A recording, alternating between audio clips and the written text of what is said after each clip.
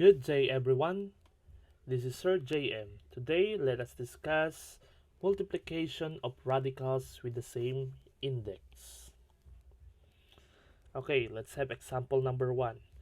In number one example, we have square root of 6 times the square root of 2.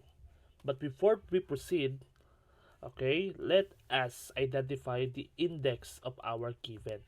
Now, the index of our given in number 1 is 2 because the standard index of a radical expression is 2. Now, if we have the same index, all we need to do is to multiply the radical. It means we have here 6 times 2. Okay, then 6 times 2 is equal to 12. Okay, we have equal to 12. Now, in this given situation, okay, we must identify if 12 is a perfect square. Now, if 12 is not a perfect square, let us find a factor of 12. 1 is the greatest perfect square number and 1 is not. Therefore, we need to find the factor of 12. 1 is a perfect square again and 1 is not. The factor of 12 is 4 times 3. Now, let us extract 4. What is the square root of 4? The square root of 4 is 2. Since 3 is not a perfect square number, therefore, it will remain inside the radical sign. It means our final answer in example number 1 is 2 square root of 3. Next, number 2 example. May we have cube root of 16 times cube root of 2. Since the given expression have the same index, we can proceed in multiplying each radical. Therefore, we have here cube root of 16 times 2. Then what is 16 times 2? We have here cube root of 32. Now, let us identify if 32 is a perfect cube. Now, if 32 is not a perfect cube, therefore, let us find a factor. Again, we need to find a factor. 1 is a perfect cube, 1 is not. It means the factor of 32 is 8 times 3.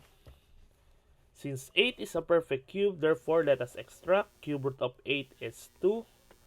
Then 3 is not a perfect cube, therefore it will remain inside the radical sign as cube root of 3. Therefore, our final answer is 2 cube root of 3. Next, number 3 example. We have here cube root of 2x squared and cube root of 4x raised to 4. Since the given expression have the same index, therefore let us proceed in multiplying each radical. We have cube root of, let us multiply, 2 times 4. What is 2 times 4? That is 8. Next, we have x squared times x raised to 4. Okay? X squared times x raised to 4 is x raised to 6. We just copy the base and add the exponent. Now, let us identify if the given radical is a perfect cube. First, let's go to our numerical coefficient of x raised to 6. Since 8 is a perfect cube, let us extract. That is 2. Now, let us proceed to x raised to 6. Now, if our given is variable and exponent, therefore, the shortcut method that we need to do is dividing the exponent by its index. Okay, now we have 6 divided by 3. Okay, we need to extract x raised to 2. Therefore, our final answer is 2x squared. Now, let's have example number 4. In example number 4, we have square root of a raised to 3, b raised to 5 times square root of a raised to 2, b raised to 2. Okay, first, since the given have the same index, therefore, let us multiply the radicand. Let us multiply first the variable a. We have a raised to 3 and a raised to 2. We have here a raised to 5.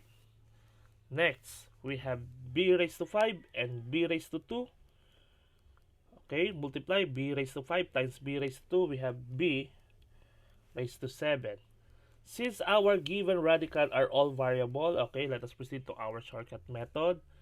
The index of our given radical expression is 2. Let us divide each exponent. Okay, let's go first to a. We have 5 divided by 2. We need to extract how many a?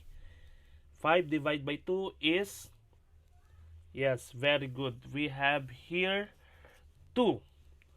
Okay, therefore we need to extract a squared. Now, since 5 is not divisible by 2, therefore there's a remainder. The remainder is the variable that will remain inside the radical sign.